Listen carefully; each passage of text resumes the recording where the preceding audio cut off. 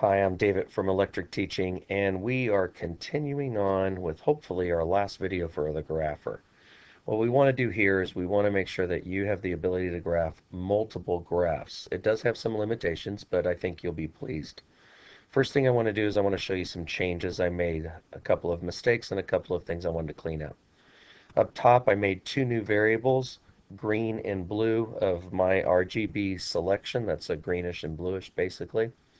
And then I use them everywhere where I wanted to use the green and blue variables, and that was for, I think I used green. In fact, I know I used green for the y-intercepts. So you can see I used green for the display of the y-intercept. And actually, I want to change that to green right there too, so that the plotting information is also in green. And then I changed all the values that you enter for the x values. I changed all that information to blue and the plots to blue. So those are the major changes. I've done two other things that you need to do, but you should pause right now and go ahead and make those changes if you want. They're not necessary. These two changes are necessary, so make sure you make these two changes. Right here, when we've in our graph equation, I want to double check, yep, I'm in my graph equation. When we enter our infinite loop, I forgot to put the screen fill white. So the text still was not clean. That cleans up the text on resizing. Very important. And down here below, I added in the negative symbol for the x values, which we did not have. So you might want to pause the video and make sure you have those too. Okay, now we want to give the ability right in this area to, if I hit the G key to add another graph, I just picked G because of the word graph. So what I'm going to do is I'm going to add that in right in this area. So I'll go, let's see, next to the resize commands. In fact, I forgot to put a comment on that, so why don't we put a comment on both of these items. So these items are the add new graph and plot points. That's what we're doing in this section, okay? And now we're going to do the elif event.key double equal is G, K, actually K underscore G. Then what we want it to do, and we'll put the instruction for it in a second. So what we want it to do is we want to put it, to have it call up our main graph equation again, or my main again, so that I can get to the input. But I don't want to lose my previous graphs. So we're going to add some variables into our passing into our my main function. So if somebody hits the G key, that means we're going to make 2 to the amount of graphs. Technically, you can add more than just 2 graphs, but we're just going to say 2 for the amount of graphs. On our resizing up here, you can only resize 2 graphs, so keep that in mind. So we're going to do EQ. We're going to pass EQ here. So what we want to do is we want to pass the original equation to kind of store it in a backup equation variable, and so that it can be replotted as well. Now for the instructions. Keep in mind, I've changed my main now. In fact, let's go ahead and do that all the way up at the top. My main at the top now needs to have 2 things come into it. Graphs, and the equation, EQ. We're going to do a lot more changes coming up here, so this is going to be a little bit of a long video. Hopefully you have time. So let me see. Now I want to put the instruction. I forgot to put the instruction right off the bat. I almost forgot to do that. For plotting the new graph. So down way back into graph equation. Forgive me for bouncing around.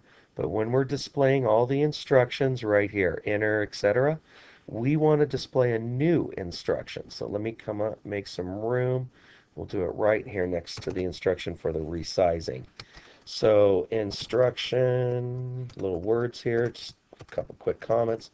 Instruction for new graph. Okay, I'm going to copy and paste what we already have. Copy and paste what we already have. I want this instruction to appear right above the last bottom instruction, which is this resizing, I hope. So let's go 100 pixels above that, 100 pixels above that. Okay, and let's change the text to be simply select the G key for adding another graph, to add another graph. There you go. To add another graph. Okay, cool. Got the instruction in. Looks like it's going to be in the right place, and black is definitely where we want it to be. Now let's start being very careful with how we're manipulating the functions when we call up the graph equation as well as the excuse me, graph equation as well as the my main functions. So what I'm going to first do is I'm going to start with where we are. I'm bouncing around. I apologize. I'm going to start with my graph equation. Here we go. Right here, my graph equation. And as we come into this, now we need to ask, hey, how many graphs do we have? So we need to know how many graphs we have. So what we're going to do is we're going to now pass into it. Actually, I need to be up in my main. I'm going to come back to this. I knew that I need to be up in my main. Please forgive me. So up in my main, where we have graphs, the first thing we're going to do is we're going to ask how many we have. So if graphs, oops, capital, graphs, okay, equal, double equal, 1. Then simply do the instruction we have right here. I'm going to highlight this instruction and hit the tab key. So simply do that. That'll work perfect. That's all we need to really say, except for the else. Now, else, that means graphs are 2 coming in, is the instruction. So graphs are now 2 coming in. We need to clip the screen, so we're going to do another set clip of the screen. Clip, set screen. And we need to clip now the width, because we want to leave the graph up there. I want to leave the graph of the equation that's already up there.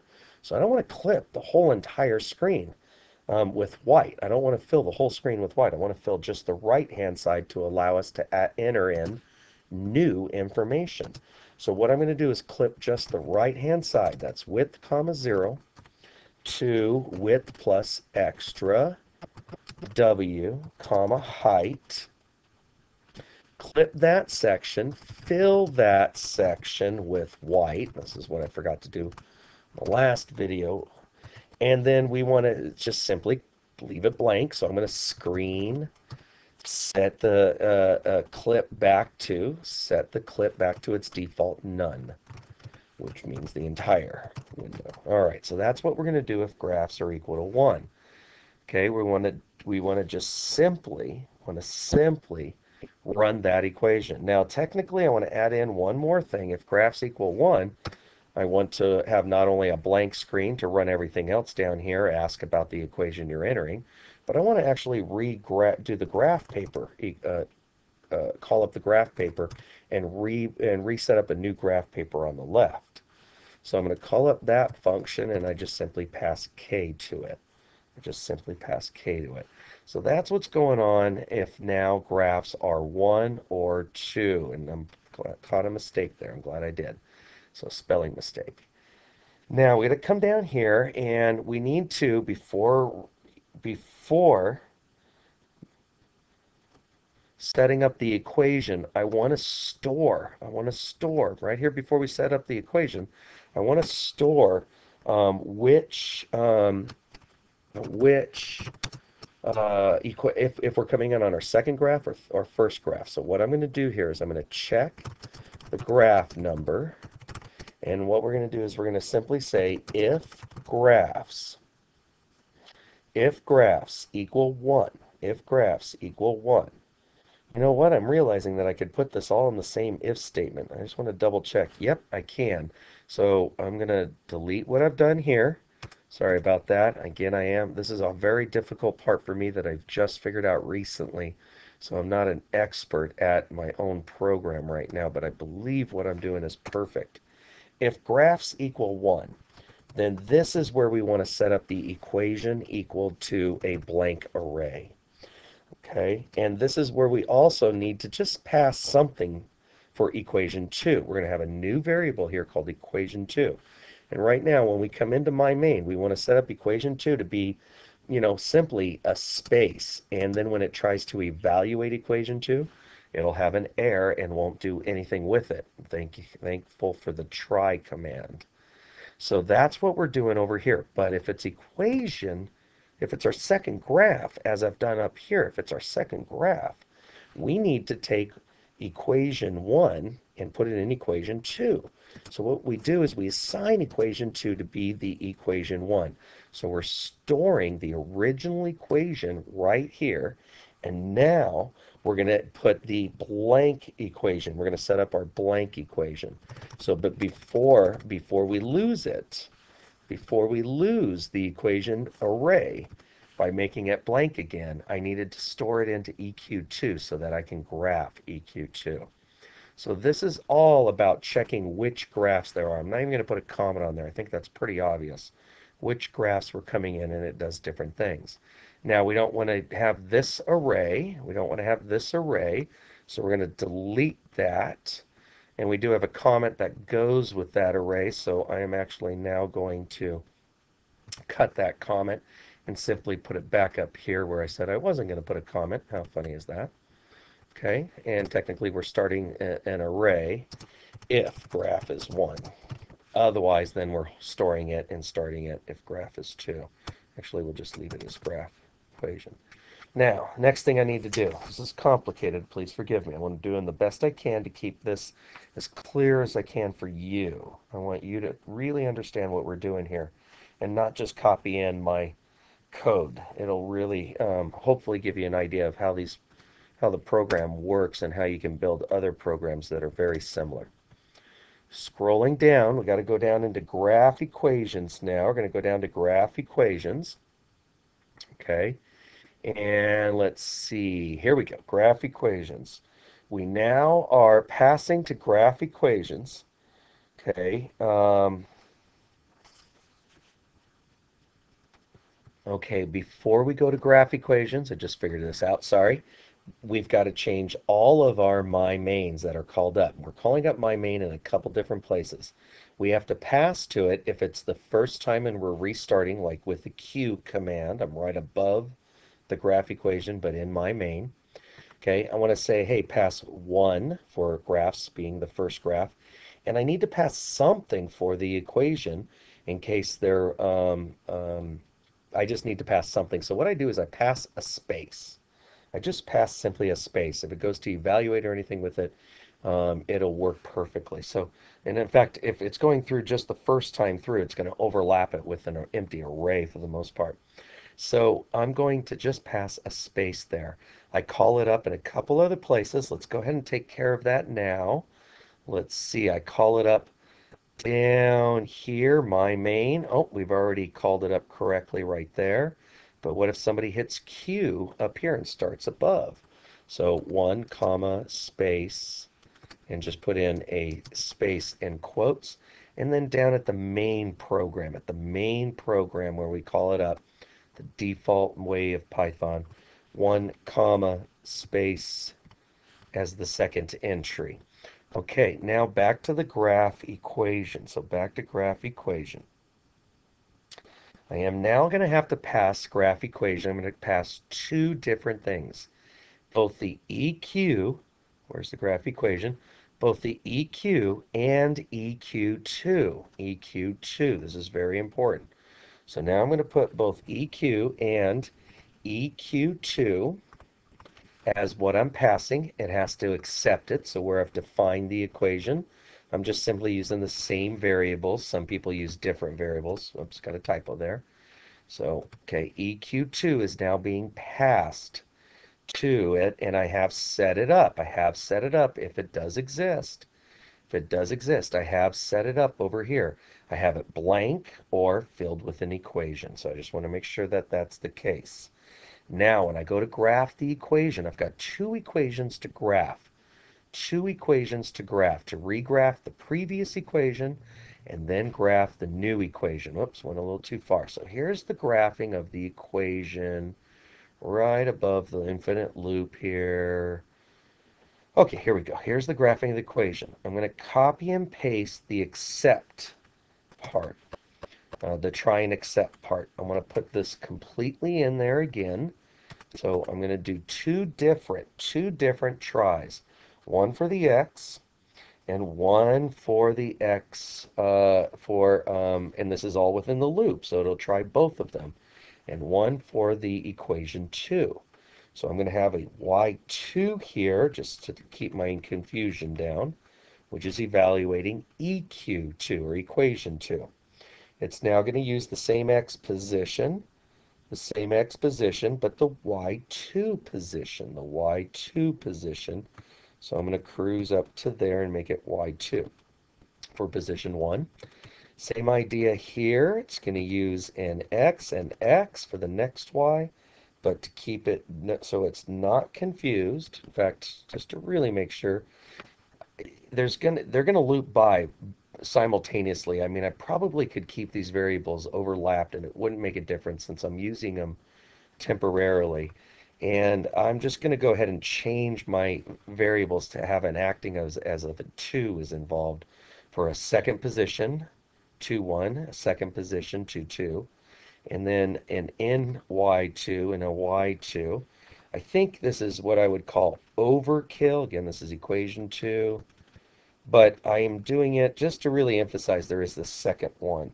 And that should work, except for now my positioning needs to go to pause 2, 1 and pause 2, 2. So again, that's probably overkill, and I actually suggest you try not doing anything different, except the EQ2 is the only thing that really needs to be different. So you can play around with that if you have time. I'm going to do what I know works here just to keep this going. Let's see, a couple other things I just need to change, and I think I've got it down. I think we'd be able to do two graphs.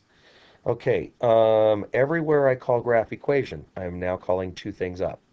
So I'm just going to scan down here and make sure everywhere I call my main and graph equation. Sometimes it's good to use a find. If you want, you can use a find, but I'm pretty sure I know exactly where I've done it. Right here, I've added the EQ2, and I'm going to copy that, and I'm just going to cruise down here with my keyboard strokes and paste it in, and all the resizing. This is all the resizing. Okay. And let's see, my main looks good. Anywhere I call up the graph equation, well, let's see how this works. I don't know. We'll find out. I have an error, so I'm going to pause and track down the... So I had two errors. I had to pull up my k equal, which was down below my if graphs in my main. I'm up here at the top at my main. And I had k equal 25 below where I was assigning the graph paper to show up. So that was my first mistake. And down a little bit lower, I had width. I think it was right around here. I had width 1. I had a typo. Fix both those problems. Bring K up top, delete the extra graph paper command, and rerun it. And let's see what happens. Okay, so let's type in maybe 2 times x, 2 times x, and we get the graph. I notice I don't see the text for the resizing. I think we've done a little bit of clipping and filling in with white a little too much. So we'll have to fix that. The plotting seems to work. -4. Looks like I see a plot down there. And if I hit G, I can graph something new. So let's graph sine x real quick. And so I do have the ability to have multiple graphs. In fact, if I hit G and do -x, then I can have multiple graphs. I lose the points that I put in, and it only will graph new points it only graph the points of my new equation. But I think we've got a really nice grapher here with multiple graph capability, and I think you can add more onto it.